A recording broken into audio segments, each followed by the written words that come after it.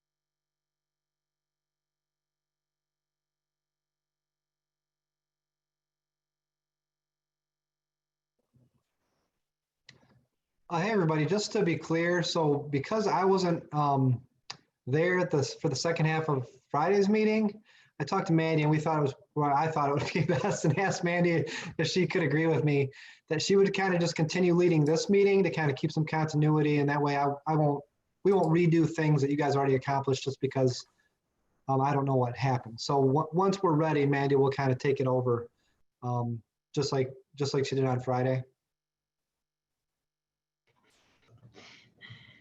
Yeah, it does say 1 o'clock. I didn't know who else we were waiting for. Trying to see who else here. I know I've gotten a few that couldn't make it.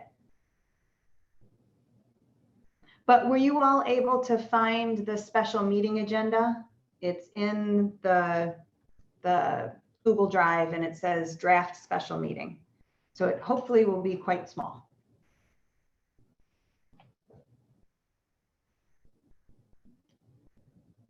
All right. Well, welcome everyone.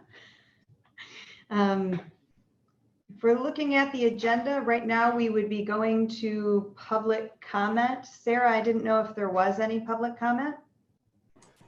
There is not. Good. So the next one would be the discussion and vote on the professional learning for the 2021 academic year. What I will say is that Leah wasn't able to be here to take notes. So I think I'm going to need to appoint someone to take notes as far as our votes are concerned, or is it just to edit? No, actually, that's why I'm here. I'm here to take notes. All right, great. Then I have the Google Doc up so I can make any of the changes. I'm noticing some comments on the side of that. So why don't we just start at the top and find out how people think and just open comment. Let's see. I have. So Mandy. Kara, did you end up rearranging some of those in order? Yes. Yes. So I figured we should start with the research, but we don't actually have the citation. So I don't know if there's a way we can get that, but the things that are now at the top are what U of M and MSU shared with us as being researched professional development best practices. And then I thought it might be powerful to end with the statement about social justice. So I just rearranged them. Is there anyone who has any strong feelings about that? It made sense to me, but I don't know how anybody else feels. So I guess if there's anyone with strong opinions, either physically raise your hand or do that clap feature. Okay, we've got thumbs ups. All right, I'm going to say that's resolved then. Okay. Kara,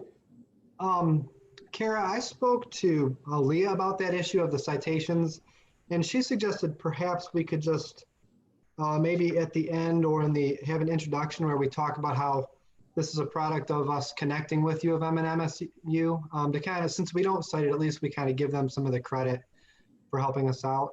So however you might want to, I think wherever, if that works for you. Yeah, I think that would be fine too. I just wanted to make sure that there was some mention of this is more than just off the top of our heads, right? Because research matters too. So, but yeah, I'd be good with that.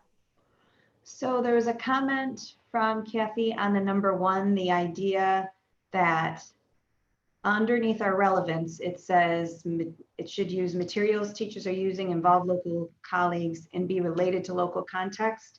I know that we discussed last meeting some regards to, some districts that might be more homogenous, might be resistant to the idea of culturally relevant teaching because they feel it doesn't apply to them.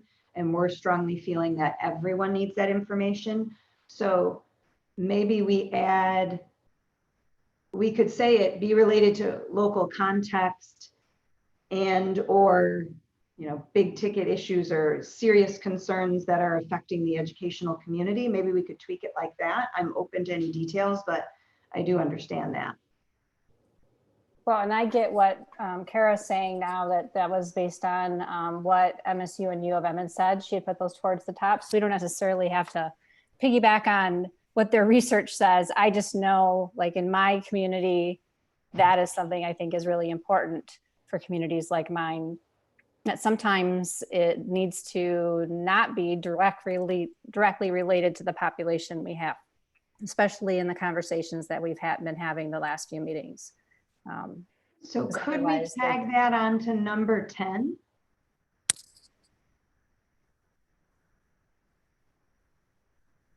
So when we're talking about culturally relevant, like maybe adding a sentence about regardless of your local demographic, there should be awareness of larger movements in the educational community or something like that.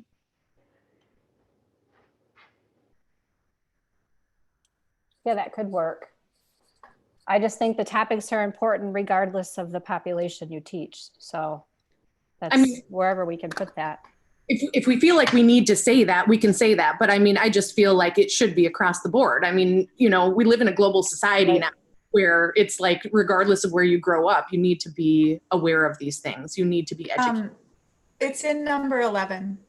I added it to number 11. If you scroll down, Oh, perfect. you'll see it. Is that what you're talking about, Kathy? Sarah. Okay. Regardless of the population you serve. Okay, good. So Right. Is that okay? Okay. All right, so 3, adding information and training, but does not always need to be in person. Are we okay with that, considering how many virtual platforms we need? Okay, thumbs up. And okay, I'm going to put that as resolved. Accept suggestion. Okay. Needs driven. Allow all educational personnel to exercise choice to ensure it's based on their own needs and or the needs of their students. It could also say the needs of the students they serve. I wasn't sure, but if you look down at number 7, we had had that conversation about we want. Yes. Well, their own needs. What about the needs of the district? Because sometimes we need to educate our parents. Sentence with number 7, the one that's highlighted. Okay.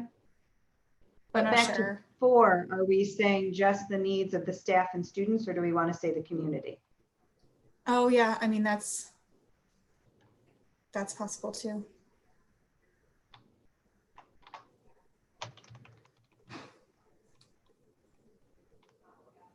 That might add in some of the culturally relevant training. I know we had to go in that direction in my district. And then, so then what I wrote in number 7 about if outside experts are needed, does that belong up there in number 4, or should it stay, or should it not be there? That's what I was, because it talks about a need, but I wasn't sure where it fits or if it fits at all. Well, we're saying it needs to be peer-based, but then we're addressing when. I don't know if it's whenever necessary. Well, whenever necessary. Right, that's what I wasn't sure how to word it. I just wanted there to be an acknowledgement that sometimes. If there are needs that are outside of the skill set of their peers, outside experts could be consulted. Okay. And again, feedback, everybody. Yeah. What you need. That's what I was trying to get at. Like, if there's something that the people that you are employing can't really train you on, then we need outside experts. And then I wasn't sure if it should be still in the peer-based place or if it should be someplace else. So. I was thinking that part there with the experts, the expertise of school staff would fit better under number 8 with the collaborative piece.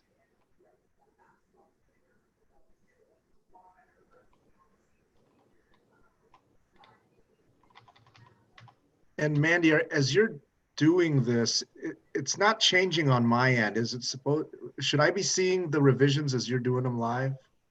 Probably you might have to press refresh. But well, and you also have to be in the Google Doc, not in the attachment that Sarah sent, because that's just a Word doc. Yeah, so I'm grabbing the doc from the drive. Is that how I'm getting it? Yeah, I also linked it in the email that I sent you like an hour ago. So it might be there, but yeah, refreshing is probably okay. Let me try the only other thing you could do. Yeah.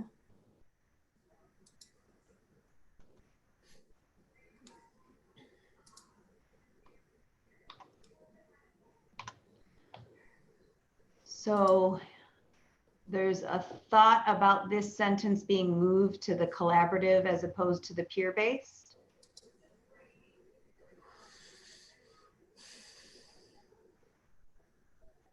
That's the debate. I don't know. I think it fits where it's at because we're talking about a reason why it might not be peer-based. So that seems And to maybe fit right there. collaborative is a different conversation because we're always trying to get our professional learning communities together and encouraging time for that. Yeah, and I mean, to make sure that we are actually recommending that it is need-based, you know, I mean, there's definitely some professional development that doesn't apply to the woodshop teacher, but, you know, would apply to maybe the math teacher, you know, I think that that's important to keep separate. So 9, Kara, I had the same question. I don't remember us talking about the funding issue. I don't know why, but we had such a long conversation. Maybe I just missed it. Yeah, So I what didn't is have it in number my 9? notes either. And, So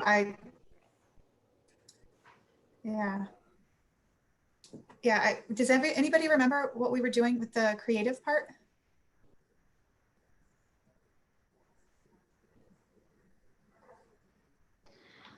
I mean, it could be that when we were talking about teachers teaching other teachers and not having to focus everything financially on our, you know, like the more company-based professional developments. Do you think it came from that conversation? No, I think the issue was a lot of times the professional development is done the same time when you're in school because there's like no flexibility of schedules.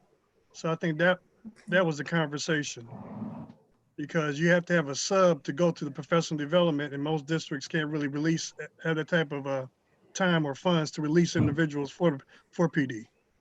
Okay. Yeah, that could be part of it.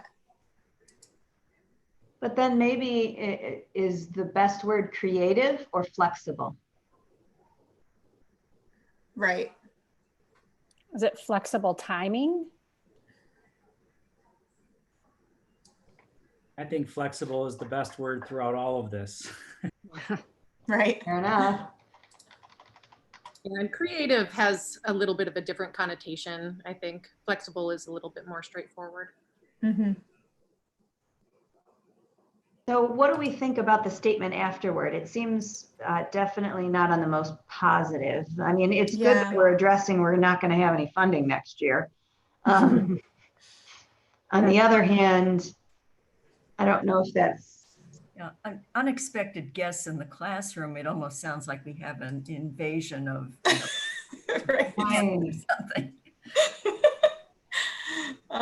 Yeah, so maybe it's more like given that funding may not be as readily available, districts should still offer as much flexibility as possible when designing or offering professional learning. You're talking too fast. Sorry. Okay, given that funding may be challenging this year, districts should offer as much flexibility as possible in designing and offering professional learning.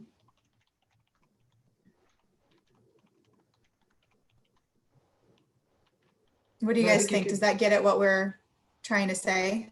And you can maybe add that that includes issues of both time and location, timing and location, just to be clear what kind of flexibility we're, because it's different than content, right? We're talking more about how does it actually get to us. Agreed. Agreed.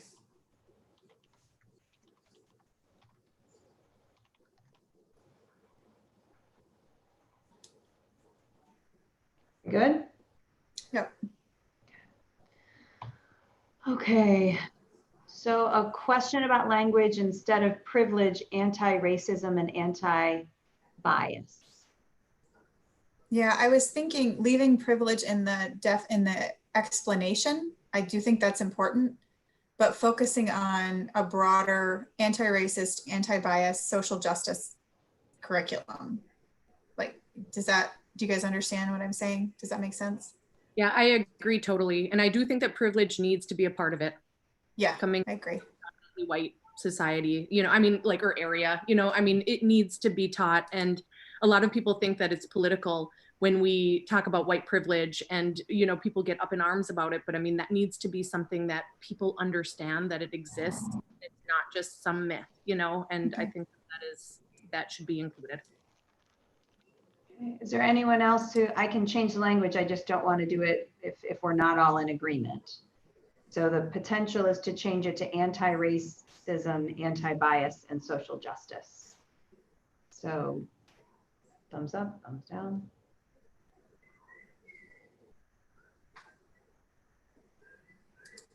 Okay, I don't think I saw Gigi or Ramont.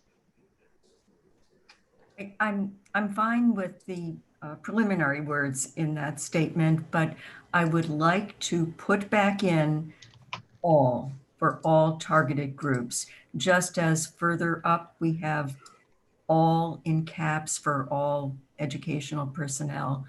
And I know in my district, one particular targeted group is often left off.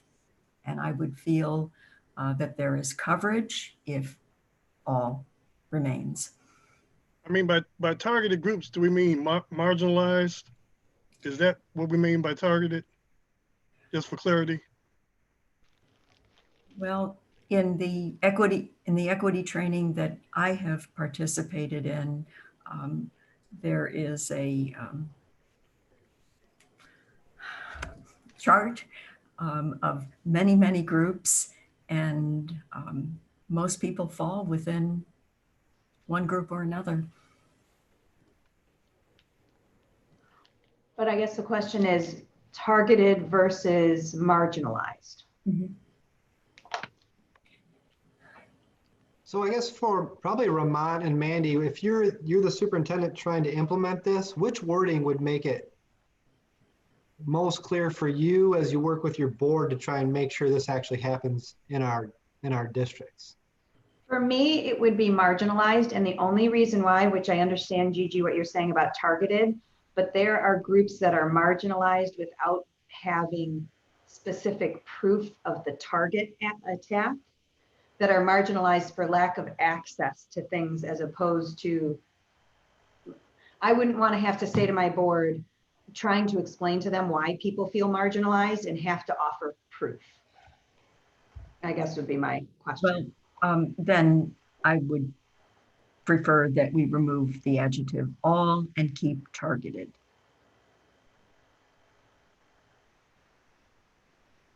Could we add in, could we do targeted / marginalized? So we have both aspects?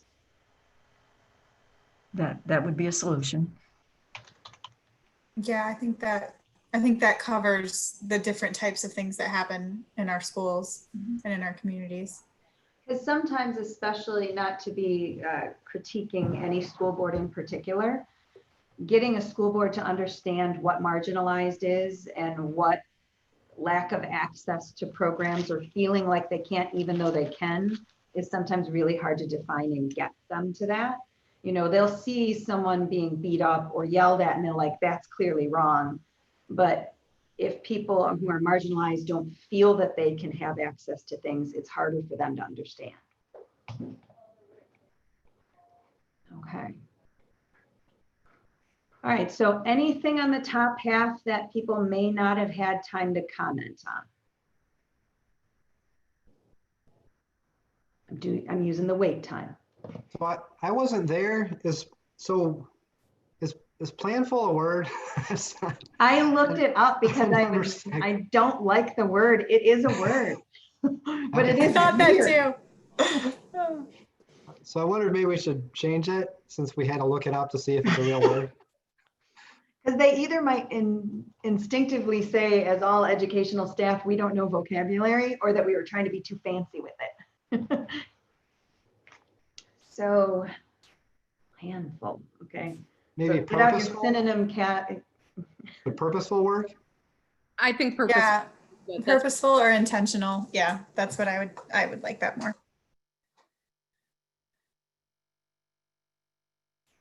Wait, repeat that again. What was it? Purposeful is what Greg said. Or intentional, I think works, but yeah, I think those are good. Yeah. Okay, if we go down to the bottom and we have professional development topics. We have some bolded and others not. I did think we should be, like, since we have everything in bold here, I almost feel like we need to include that. Like, Yeah, just so it looks organized and cohesive. something like that, Mm-hmm. or home communication.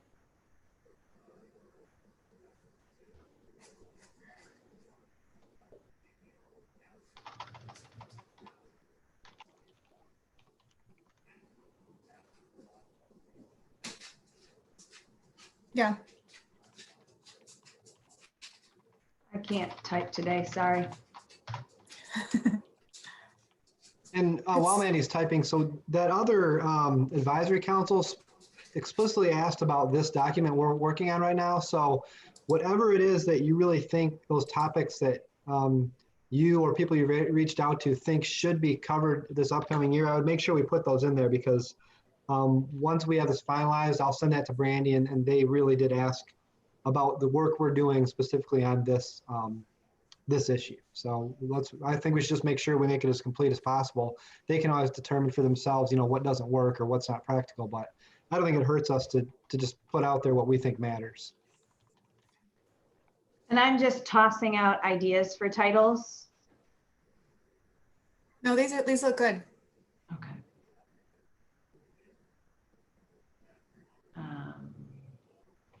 So is 5 a reference to trauma informed? Correct. So I wonder if we Yes. should add that to our definitions. I know one of the public health experts on that other one was concerned that people don't really, we all use the term now, but I don't know necessarily that there's a common understanding of what that means. So maybe we should add that to the definitions.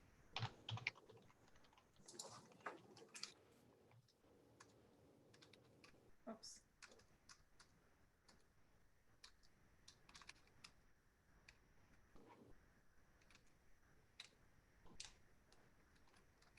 What kind of definition do we want to use? Good question.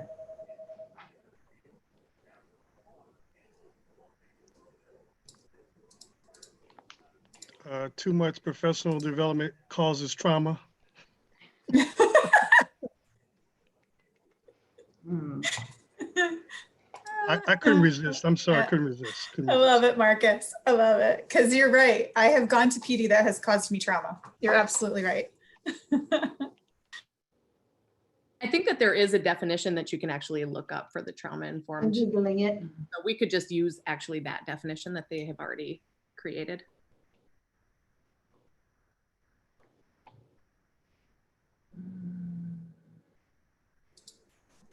Scroll back through too and see if there's any place else where you think we need a definition. That's a good point that Greg brought up. We've got a few definitions, but if anybody else sees anything, go ahead and take a look. That's a good idea.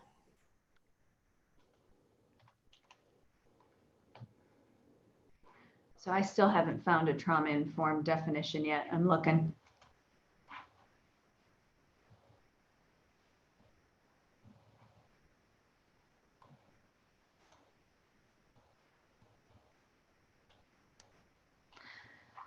I don't want to take up too much time on that. You know what I could do is I could just continue to look at the definition and insert whatever the general, I mean, we know what we're talking about. It's just finding whatever the official definition is. So non-corporate, that's something that we're defining, correct? That's something I've been mulling over, because I know that that was my suggestion, is that it's non-corporate.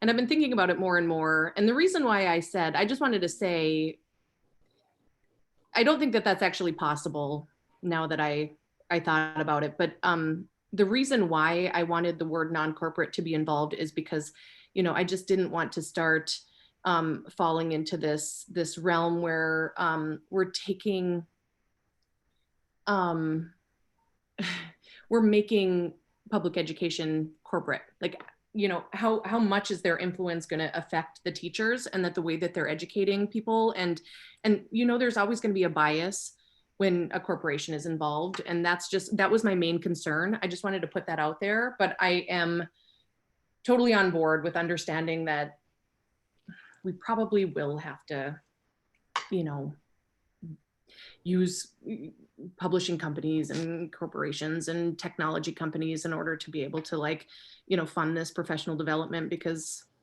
you know, we just don't have the funding from the state. So you know, that anyway, I went back and forth. So whatever you guys have to say, I'm fine with it.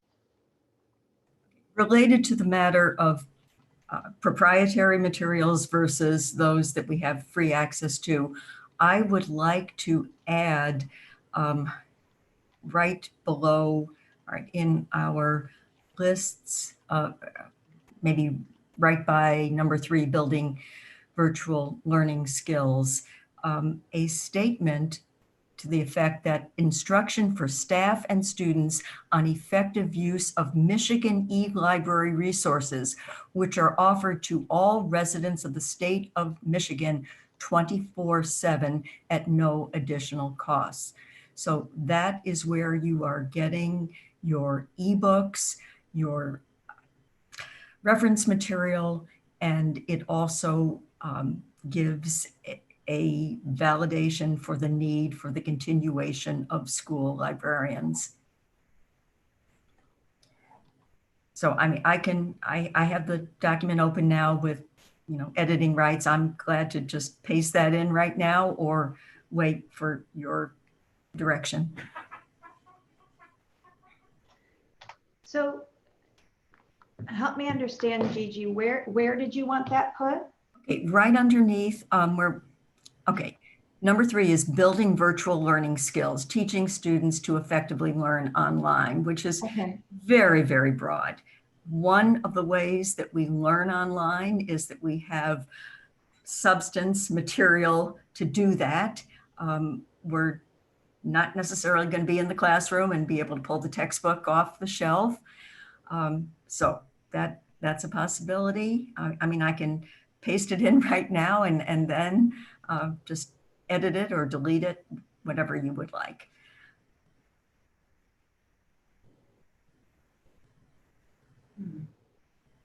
I guess I'm trying to figure, in none of the other areas have we specifically said how to connect with that specificity. So I don't know if by putting that in there, we are then making a recommendation about where they are supposed to do, which we haven't done in any of the other areas. Okay. And that was only the thought that I had, but maybe I'm misreading what you wanted to put in there. All right, well, shall I put it in and then it gets up on the document and then we can pull it apart or change it? Okay. All right. Whoops, wrong place. Okay.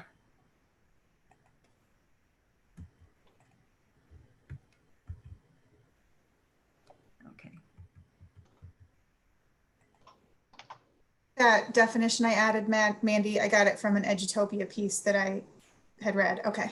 Yeah, looks good. I started typing one that I found and yours was way more comprehensive. I remembered reading that article and it helped me understand.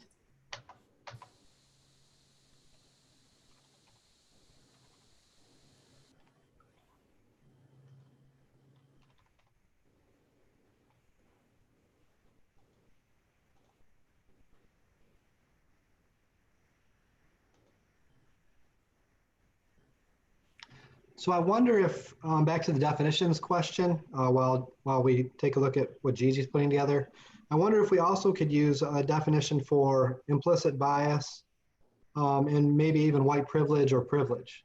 Again, I think those are things we discuss and different people come at those from different angles or you know, backgrounds. So I think having it out there with a common definition could be useful. And again, I'm not sure where we best take those definitions, but you know, if we're looking to further clarify the language we're using, I think those would be 2 other candidates.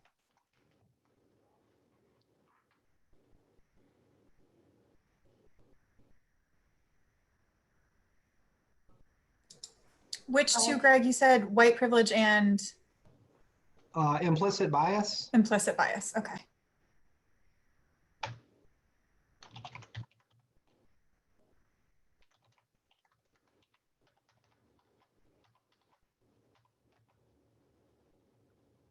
So it was implicit bias and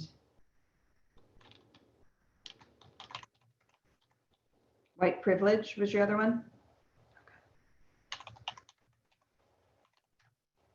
Again, evidently I can't type today. All right, so let's go back up to Gigi's suggestion of a new number 4.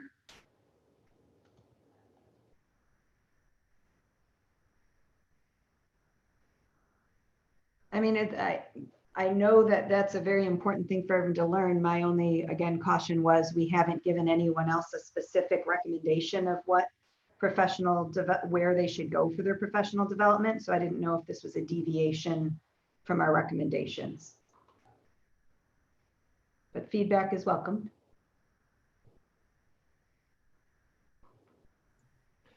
So Mandy, I'm having a hard time finding the right document. I printed it earlier, but is there any way you could share your screen briefly just so we can see how that changed? Yep. Thanks. Oh, host disabled participant screen sharing.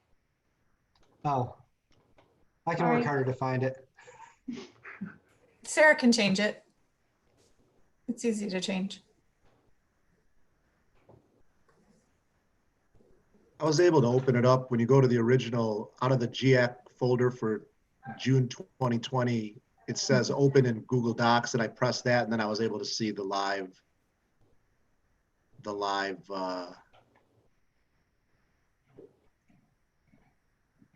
revisions. I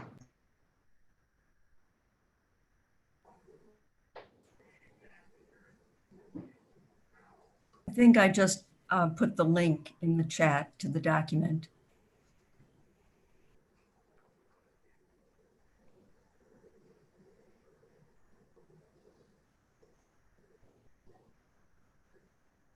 Greg, were you able to find it? All right, so did anyone have any opinions about number 4 being an addition?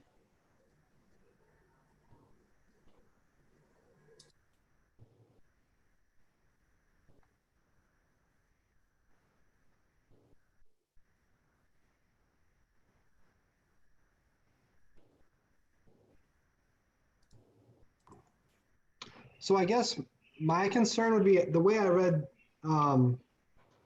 that initially was we want to make sure kids know how to learn online. It wasn't really about where to get resources for learning. So I read those, I kind of read that maybe a little differently than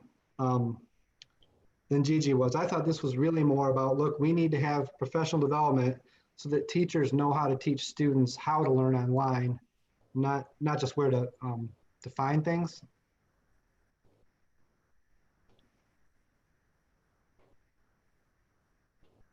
I think to have that in there goes back to what you pointed out, Mandy. It's kind of the oddball out as far as the format of the document.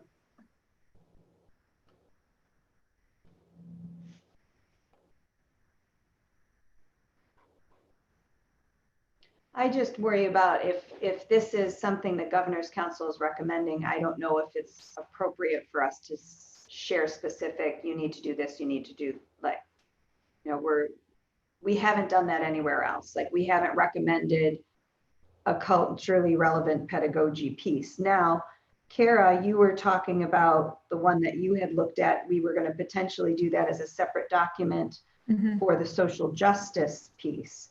Did you end up getting a yay or a nay on that?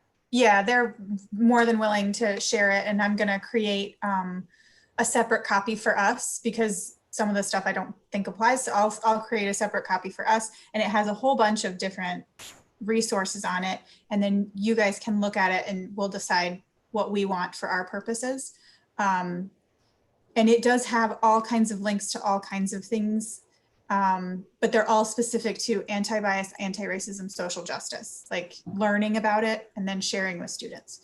So I figured it would be more of a companion to our statement than to the necessarily the professional learning piece. Does that, the statement that Marcus wrote up for us, it feels like it's more of a companion to that than to this. Does that make sense? Yep, gotcha. Okay. Did anyone else have a feeling about the language in number 4?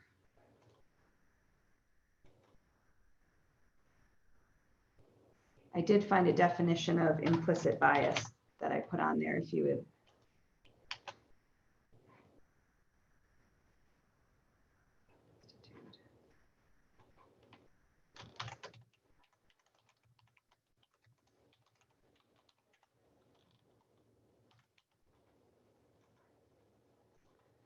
Okay, I'm not seeing anything in the chat, and I heard from Ben, heard from me, we've heard from Gigi. Is there anyone else who has an opinion regarding number 4 about adding the effective use of e-library resources? I'm wondering if we want to keep it, if maybe it's like something we add towards the end, not necessarily as a topic of professional development, but just a reminder that the Michigan e-library has so much that kids and teachers could be using that it should be recognized as districts are planning PD, that there might be things there that they could use. And so the training would be useful. It could be more, make an asterisk, put an asterisk, and then it can be directed to the bottom of the document as a reference. They could reference it at the bottom, just put an asterisk next to it. I just think you could say that it's broader, you know, that make sure that all teachers and educational professionals are aware of, you know, the free Michigan online resources that are there, including, you know, Michigan Electronic Library, and maybe we could broaden it to, I mean, are there other things that we could add to that to make sure that? Yeah, MDE has an entire document of free and reduced cost professional development that people could do on their own, or you could do as a district. So maybe we could pair those two things together as, you know, here's a place to start. Do you guys want me to find that? Yeah, is the e-library resources on that MDE doc? Probably. I'll go look. Gigi might know for sure if it's there, but I can go look. Are you looking at the recent distance learning guidelines? Not that one. I'm looking at the list, or I was going to look for the list of professional development opportunities that MDE has put together. So I don't know if the e-library would be on there, but it could be. Yeah, well, they could be paired together. The Michigan e-library resources are for, as I said, 24/7 year-round teaching and learning. I think I know what you're mentioning, Kara, and that is MDE's suggestions for ongoing PD. Well, and most universities in the state of Michigan also now are giving everybody free access to all of their databases. And so, I mean, it's not just the Michigan Electronic Library. I think that there are like many other places that people can go to. I know, like, you know, I mean, just I use Michigan Tech all the time in order to use their databases.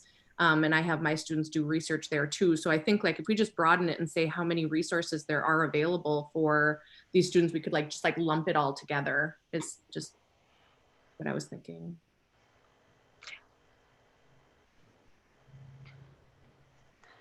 And just on the other part, Greg, when I was looking up a definition for white privilege, we might have a problem with that one because the definition has changed through the years and the interpretation from what I'm looking at. If we define it in a way that people can't, there's a lot of different interpretations of it that I wonder if we might be pigeonholing if we define it according to just one definition, because there's a lot of layers. We could link the Peggy McIntosh article, which is kind of the founding document about it. But I was on teaching tolerance and there's like article upon article about what the right definition is. Right, and it manifests in different ways depending on the system that you're talking about, as far as education or policing or healthcare. So, but linking an article, I think, would be a good way for somebody place to to dive start. in. But hi, Lisa. Hi, everybody. Sorry I'm late. Fine. Cramming in too much stuff today. All right, I have that article link. You know, I'm not afraid to use the term white privilege, but I just think if we can't define something, we probably should be cautious about putting it in our document. So I just want to make sure that, we're clear on what we mean. In case anyone asks, hey, what do you guys mean by white privilege? I think, we should be able to answer that question.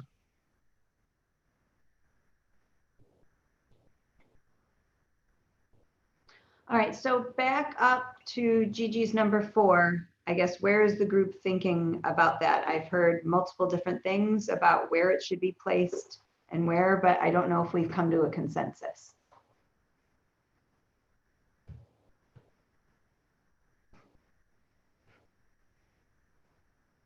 Not all talking at once. So do we think it could be something that's so we'll give some choices here. Do we want to keep it where it's at? Do we want to have it as an additional resource added to our resource list? Or do we have another idea? So how many people want to keep it where it's at? So I feel like we could keep it where it's at, but just change the wording, like Ruth was saying, to be less general. So, instead of instruction for staff and students on effective use of Michigan e-library, how about instruction for staff and students on effective use of digital resources? Leave it there. And then individual districts can determine for themselves which resources they might access based on proximity to universities or existing partnerships or whatever. But I don't think we have to get rid of the line, but like Ruth said, we could just make it more broad and not use the specific reference to the Michigan e-library. Okay. Anyone thumbs upping that or thumbs downing that? I think that would work. If you want something that specifically lists actual professional learning options, I put that in the chat from MDE. And they are constantly updating it. So that was Gigi's point, is that the e-library is always there constantly. But this thing that I just put in the chat, they're updating it as we, like, every month or few weeks or whatever. So it does change. So do we want to put the link within number 4?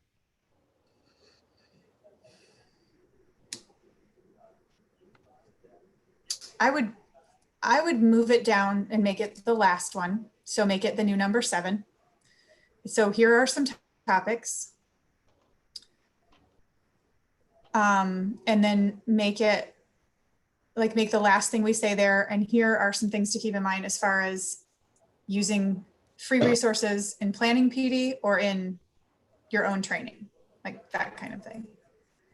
Because the e-library is good for all kinds of things. And the MDE resource is just for professional learning. So if I'm hearing that idea, then not a number 4, a new would end up being a number 7. Right. That's what I'm thinking. Utilize local resources for staff and student development, Right. and such as. Right. That's what I'm thinking. As, like, here's the topics that we think are important, and here's a place where you can start. Gigi, does that make sense? Yes, it makes sense, but I am really holding out for, trying to get the document up here, not substituting free local resources for legitimate proprietary materials that the Library of Michigan is providing at no cost. And I mean, free local resources could be some hobbyist who has put together a database, whereas the Library of Michigan nationally recognized informational resources. And I can give you the dollar cost that the Library of Michigan is putting up so that libraries all around the state, public, academic, and school, do not have to pay a penny. And quite honestly, that's how I'm trying to advocate that the library positions at Lakeview are not eliminated. This is a substantial informational learning resource that has been around for close to 30 years now. And I understand where you're at with that, Gigi, and it's free local resources. So, that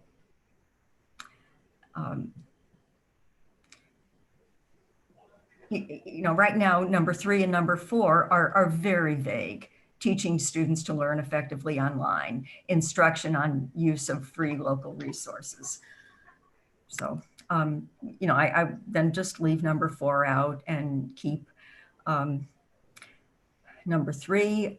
Maybe the asterisks could be teaching students to effectively learn online through exposure or introduction to, and then see the asterisks, and we could then put in Library of Michigan and anything else that people would want to add. The only thing is number 3, what we had talked about was virtual learning skills were like, we were focusing on kids who don't know how to learn online, like couldn't access a Google Classroom. Our DK3 who struggled with the instruction online, and even some of the time management for the secondary students that couldn't balance all of their 6 classes. That's some of the discussion we had on number 3. Having different resources utilized in making awareness. I mean, number 7 could be, it is a good idea to teach teachers what available resources we have, and then actually putting in some recommendations. I'm just playing around with the language a little bit to get at what Gigi is saying about these are curated resources, not just like what somebody happened to put together for free. And that's what MDE has done too with the professional learning. So I think utilizing available and curated resources to support students and staff, such as the MDE professional learning options and the Michigan e-library. Perfect. That'll cover it. Yeah. Good job, Kara. Yep. Thank you, Kara. You're welcome. It's important, Gigi, that the library offers a ton of stuff that people don't know about. And I do think it's important to mention it somewhere. So I'm with you.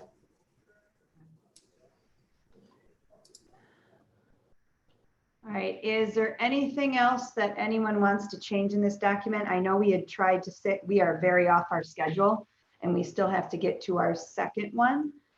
So is there anything else? Otherwise, I can move for a motion, or I can ask if there's a motion. Lisa, you have a question? Yeah, do we need to define professional development or learning at the beginning? What we mean by that?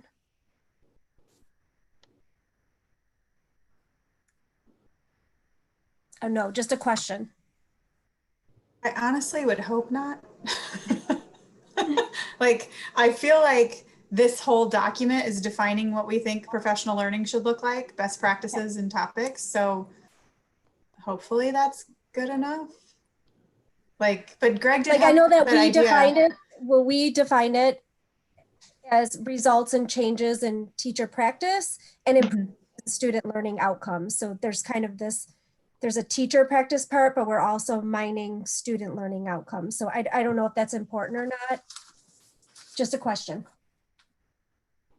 As long as we don't let Marcus define it, I'm sure we'll be okay with whatever definition we come up with. I was gonna say the same thing, but he's not here. I'm like, where did he go? I was gonna tease him. I'm like, he'll probably call it something else, but you know.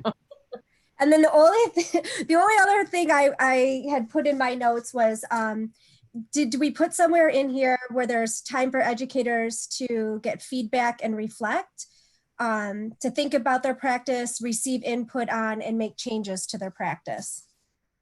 That's part of that sustainability piece. But sometimes it just made me think of what Marcus was saying the other day, you know, that they're just doing all of this stuff and you're on this wheel, but there's really no time to go back and implement it and make sure that change is being made. Does that make sense? I added a sentence to number 6. Okay. About revising the plan. That probably gets close to what you're saying, but you might want to add a thought sentence. there about, yeah. Okay, can I do that? Is everybody okay with that? I'm fine.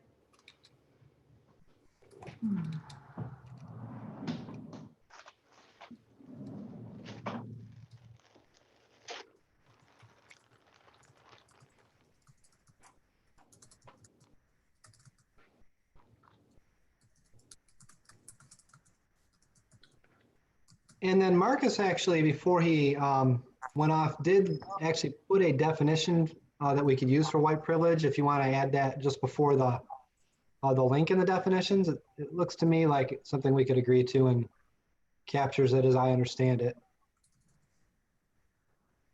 Yeah. Yeah, do we have a source for that? I think and it's like, you could find it anywhere really.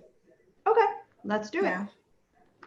That's I think broad enough that it gets at what we mean, but also there's a whole bunch of narrowing that comes once you start actually reading and doing work.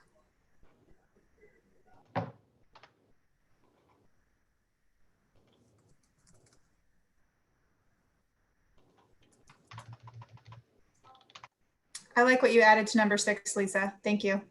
Yeah. I added something to this first one, but I can take it out.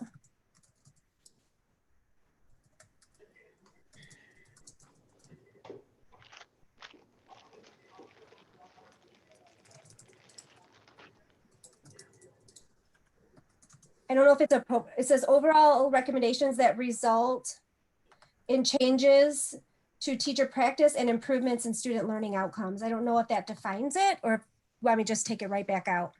That's fine, but I know Jeff right now and his head is going, let's say educational staff practice or something along those lines. Yeah. Teacher practice. And for our Educator counselors practice. and Yeah. librarians.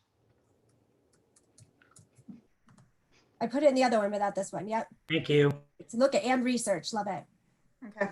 I did have just one question. I know it kind of talks about it. I don't have the document in front of me, but we had talked about, or I had brought up experiences that I've had when students, or specifically parents with special needs students or children, have come in and presented, and how impactful that was in you know, just showing educators what it's like in their home lives and how what a day for them looks like. Is that something that we wanted to have in there? As, like we're talking about flexibility, you know, having students or parents come in and be part of program development or professional development, as far as giving the overall full picture of what a student's life might look like. I mean, they could talk about a regular ed brother and their experience with a special ed brother or sister, right? Just along those lines. I don't know.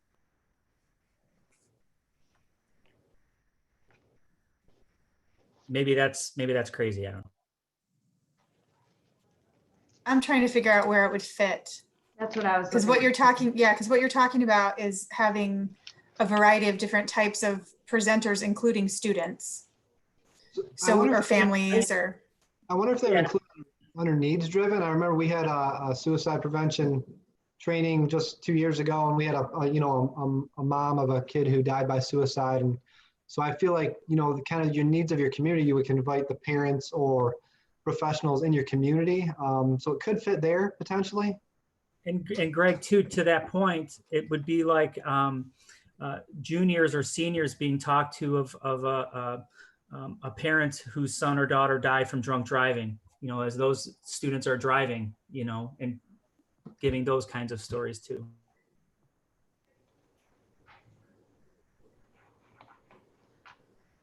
Okay, so as it is in right now, is there anything else we want to tweak, or does someone wants to propose a motion? So I have one last minor tweak. I think work-life balance was there first because I had to leave and I put that in real quick, but I think if the numbers indicate priority at all, I don't think work-life balance would be first. So I mean, if you want to move that down and maybe start with whatever we think is the most important topic this fall. But otherwise, I don't have any tweaks. If we were going to do that, I would think we would have to make number 4 or number 1. It might need to go culturally relevant, trauma informed, and then the virtual skills. But the work-life balance is actually one of the most important things, because we're going to have to realize that, in dealing with families who are having to educate at home, like while they're working full time, I do think it's a priority, to tell you the truth. Yeah, I think it's both important for families and for educators. I mean, we talked about that, how we struggle with that. So I do think that's very important. As educators try to do so much, they can really get burned out. I do wonder, though, if it will look, with the political context we have right now, and we start by saying we need to take care of us first. While I believe it, I don't know how it'll be perceived, if that makes sense. Sorry, and I'm so used to thinking of how negative things can go when people read stuff, because that's my world. So I'm sorry if I'm being overdone. Mandy, I'll agree with you then. Like, more about that. So I'll weigh in and say that's huge. I think you've got to go to the kids first. So what do teachers need training on that's going to be most important, most impactful in the classroom, face-to-face or virtual, as we move back to school in the fall? Worry about ourselves last. Yeah, what's interesting is we have some mandates on the table right now too that teachers have to be trained in. So for instance, we have kindergarten readiness assessment. We have the largest 3 counties. That's mandatory training for teachers this summer. You still have your read by grade 3 pieces that will need to be attended to, especially if we go online. So there are some interesting mandatory pieces in there too that worry me a bit. Worry you because it's not in our recommendations? I've been thinking about it. I don't know how to put it in our recommendations, except for that there are still mandatory things happening, right? But if we do go to online again, there's going to have to be considerations for those things. And I don't know how to best say that, or if that is to be said here, but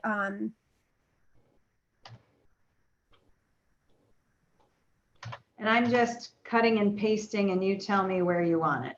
And I don't know if it needs to be said here, but in the back of everybody's head, like, there are mandatory things that are still mandatory for the fall. So they haven't been excused.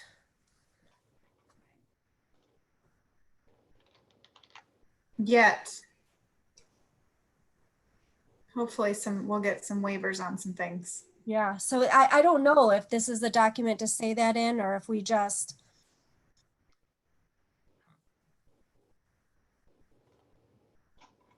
Because obviously those will be prioritized too.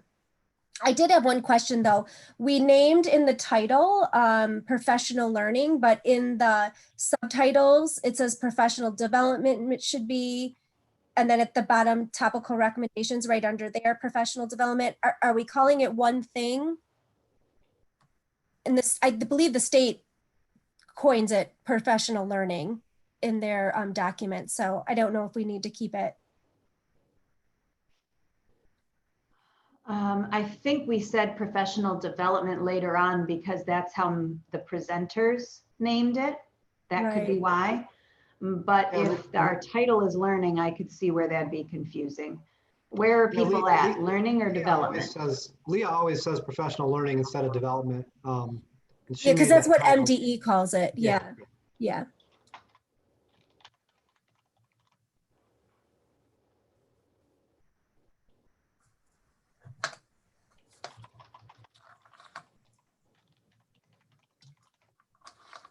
Okay, all right. Is there any other tweaks or would someone like to introduce a motion? I introduce a motion to accept this revised document. Okay, motion by Gigi. Do we have a second? I'll second. Second by Ben. Well, Ben and Jeff, but Ben verbally did it, so. And we tried this last time. Everybody in favor say aye. Aye. Aye. Aye. Aye. Any opposed? Say nay. There are no nays. Any who are abstaining? So Manny, we didn't do attendance, so. Oh, gosh, yeah, see, really just, bad on this because vice chair thing. we might just have to do roll call because not all of us are here to vote, so there won't be a way to indicate. You know what I mean? Okay. Okay, so why don't we do a roll call of who's here, so that Sarah can take care of that. And I don't know what, I don't have our usual alphabetical order, so I'm just going to go with who I see here. Jeff, are you here? Jeff Whittle? I'm here. Gigi Lincoln, are you here? Here. Lisa Rivard, are you here? I am here.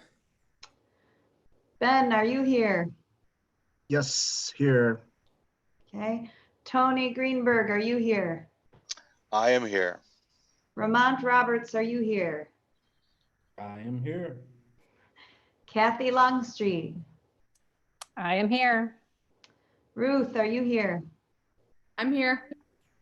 Marcus, you're back. Are you here? That depends on my internet reception. So right now I'm here, but give it about a nanosecond. I'll be gone. Perfect. Angela. I'm here. Greg? Greg has waved, he is here. Carol? I'm here. Okay, so that's our belated roll call. I apologize for that. Okay, so it looks like our professional learning for the academic year has been voted on. So our next agenda item that we're a half hour late with, apologies, is the discussion and vote about the proclamation for social justice. So if everyone would go to that. And right now in there, it says it's the copy of the Governor's Educators Advisory Council Social Justice Proclamation. Which one question Greg had asked me is, if we vote on this, who do we get this communicated to so it's out in the world? So I don't know if that's a Leah question or a Sarah question, and Leah's not here. It would be a Leah question. Okay, so we'll have to get this to Leah because right now our recommendations go to the governor, as Greg pointed out to me. So is this something that we say we are recommending that the governor publish to some degree? So I don't know where this goes. My question is this kind of just is this a commitment from us to the office of the governor that we'll do this work? If so, I think we're covered. You know, if that's what we're trying to say, we send this to the governor's office. And it's done, or did we have a broader vision for, would this become part of something else? Or so I just wanted to make sure that, you know, I get this sent off to the right place. I think we had kind of a vision that it would be a statement from us. And then we wanted to put together some possible resources to maybe have out before school started. Is that right, Marcus? Am I explaining it? Yeah. Basically, it's like our vision or our compass of where we wanted to go as a council with regards to the lens that we view policy, practice, education, initially with us, because we're the council to the governor, so the governor is aware of the lens that how we're looking at things, how we're addressing issues, first and foremost. And then as a byproduct, if we had like resources that we could share with different people in education, that's like a plus also.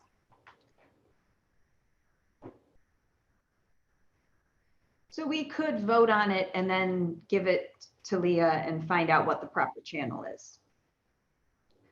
There was a question in the last where we talked about including data regarding Indigenous youth, but I did not get the link of the source. And Kara said she didn't either. Did anyone else? No. Okay. And I don't know if that's in our minutes or not. It was in the chat. Kelly had put it there. I mean, I updated, but I can't tell what version you're looking at because mine was from like U.S. News and World Report. I don't know if I had included it, but I don't know if you see it on yours. I do not. Okay, let me see if I can share it again. You could also just put it in the chat too, and then Mandy could copy and paste it in if that's easier. No? Let me see. I'll try. While Marcus is doing that, I want to show everybody my t-shirt. Oh yeah, I have that one. Yeah, I got that one. Yep. I got it in Waiting gray. for my Governor Whitmer bobblehead. We ordered it like 2 months ago and I don't have it yet. Yeah, I also actually my wife lost my GEAC mug. I'm just wondering, she feels terrible, but I'm wondering, can I get another one? Mine's missing too, man. We'll have to ask Leah. All right. Well, I'm at my parents' cottage in the Charlotte School District. I'll show something secret next door that none of us want to see, but this is what I get to deal with.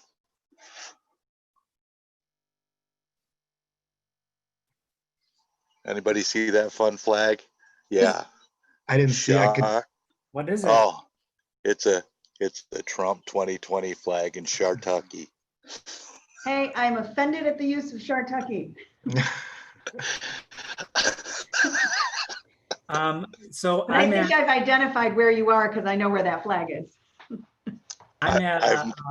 I'm at our office up here, and right down. I live in East Point, and our office is in East Point. And right down the street, there is a Confederate flag flying freely and proudly. So I wonder, just on a different note, because we don't have the Indigenous youth aspect, was there a rush before the July meeting to vote on this, since we are doing the resources separately that Kara is sending us? Oh, we lost Marcus, who's the most important person to this. Darn it. No, I think that was our plan. I think that was the plan, is that we wanted it for the July meeting, and we were just going to kind of discuss a little bit today. So we might have some time to find it, I think. Okay. So yeah, because on the thing, it says discussion and vote, but if we're not ready for that and we don't have the Indigenous, that's a big aspect that we want to look at. So is there anyone who, if we don't have more discussion about the proclamation, is there anyone who has more discussion other than the need for an addition to, oh, Marcus, there you are again. So one of Remember, a nanosecond. Remember, I said a nanosecond. So one of our questions was, could we table this until July and then vote on it at the same time as the resource list that Kara is going to get us, since we still need to get the Indigenous data? Thumbs up from Marcus. Anyone else have commentary? I did include it in the shared statement. I don't know if you guys got it, but I did include Native American the data for that, for poverty and graduation rates. The link that you put in the chat, Marcus, it doesn't give us access because I don't know, I couldn't get into it. Can you open, if you can open your Google Doc and copy and paste the Indigenous statement and put that in the chat, that might work. I can put it but I don't know. Okay. Or we have to make sure that Marcus's document gets into the area where we all have access. I'll send it as a shared after because I'm rolling dice right now with this computer. Yeah. And that's better than throwing the laptop against the wall. So bear that in mind. So at the moment then, is there any other discussion or do we want to table this until July and motion for adjournment? So I have one comment for maybe for Marcus or the group. So I feel like, I kind of feel like in a lot of ways, educators are kind of being let off the hook. You know, all the police that do terrible things, they went to school, right? We have them for 13 years before they get that badge. I almost feel like at some point, I don't know if it's in the resolution or the introduction, maybe we could somehow reference that we accept some responsibility for the systemic problems that exist, and then we'll work as a council to promote things that that make improvements. I just feel like, you know, part of what we have to do is recognize that, you know, if we're talking about systemic racism, we are a big part of the system. It's, you know, as our healthcare workers and everybody. So I don't know how that might look or where it might fit, but or if that just complicates it. But I just feel like we need to say, hey, it's not just about police, it's not just about others, it's about us as educators as well. Well, and I think that that's what we're trying to do with our professional development statement, you know, like why we're professional learning statement, you know, I think that we are going to be trying to take responsibility for that. And maybe, I guess that could be incorporated, you know, in there somewhere, saying that based on our recommendations for the professional learning of all educators, that we are taking responsibility for, you know, teaching people about racism and about social justice and about brutality and all of those things.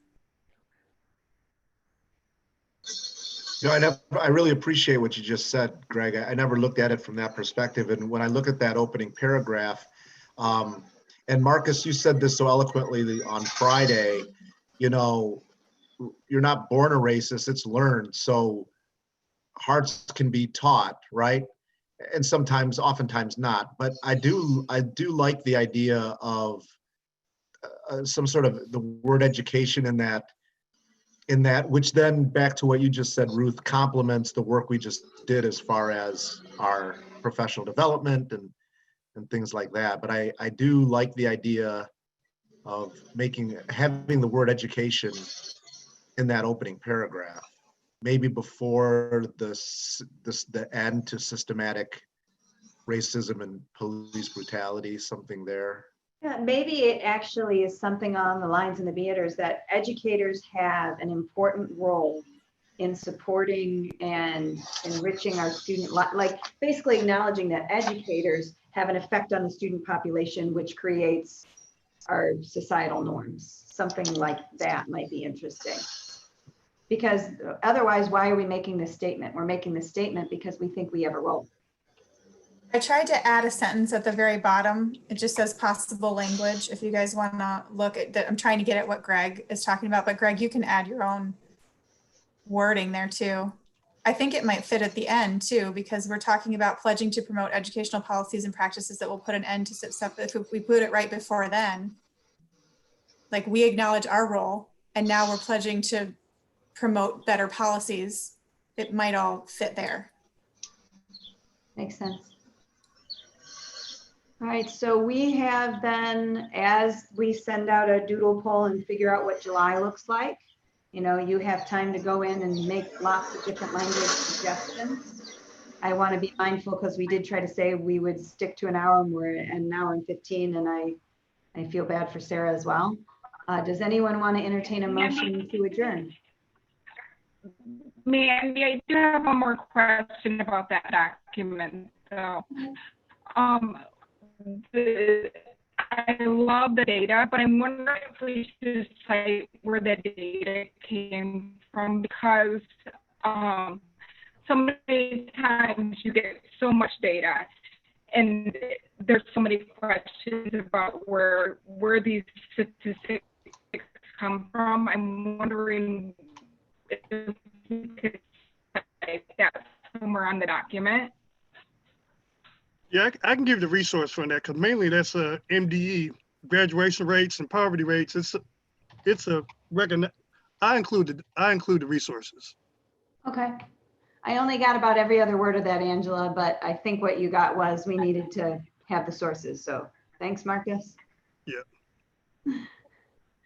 Okay, would anyone like to entertain a motion to adjourn? Wait, one more thing. So are we Okay. scheduling a July meeting? Yes. And what is the topic? Okay, so Is it July, I Race and think, racism?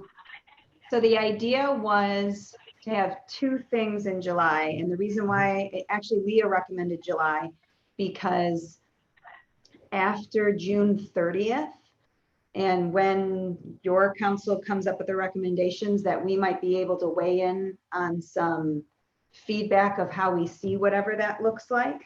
So she thought it'd be more timely to do a July one. And there was some concern about August. Maybe we will be too busy for August, or so one of the thoughts was trying to do like a first week of August and do one in July. I think we said second or third week. Am I wrong? It's all a blur. Okay, I think we have a thumbs up. So yes, I think the topics was to finalize this, to look at Kara's resources regarding, we don't want to just make a proclamation. We wanted to say, and here are some resources where we can start the social justice work. And Kara has a ton of that work done. So we were going to look at that as well. So do we kind of have homework to gather resources to bring to the meeting or okay. Kara's got it all done. Yeah, you don't have to, I mean, if you have something you really like, you could send it to me, but odds are I probably have it. It's a pretty good document. I'm going to send it to you guys probably either later today or tomorrow. And you can start looking it over. And if you want to add something or change something, you could, but I think it's pretty substantial. Homework is to look at the social justice document still, right? Isn't that? Correct. So we have time to look at the social justice proclamation and make our tweaks, look at Kara's research for resources for social justice, and potentially I think another agenda item was any response feedback from the June 30th announcement. This is minor, but I don't think it was included in the minutes from last Friday's meeting. The fact that between our May meeting, May 15th, and last Friday, that was when, not involved in a meeting, we collaborated on the letter to the governor offering support, and that involved getting feedback from you. It was all done via blind email copy, and Greg, of course, was in on it. So I just wondered if that could be acknowledged under old business, the fact that this council did send a letter of support, thanks to the governor. And we do have acknowledgement from Brandy that it was received. So a potential agenda item for the next meeting for old business to reflect that. Okay. I think that'd be a great background for a GEAC t-shirt, that letter on the back, with what your t-shirt says, Ruth, on the front and on the back. Anyway, it's just an idea. And again, Greg and I lost our mugs. So evidently we're advocating for more swag. Okay, so if there's nothing else, is there anyone who wants to introduce a motion to adjourn?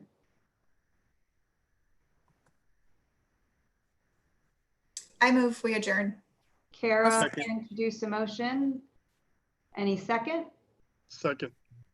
Marcus second verbally. Any, all in favor say aye. Aye. Aye. Aye. Any opposed, nay?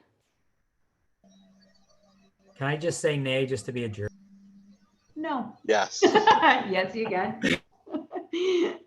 And then any abstaining votes? All right, we're adjourned. Thank you guys so much.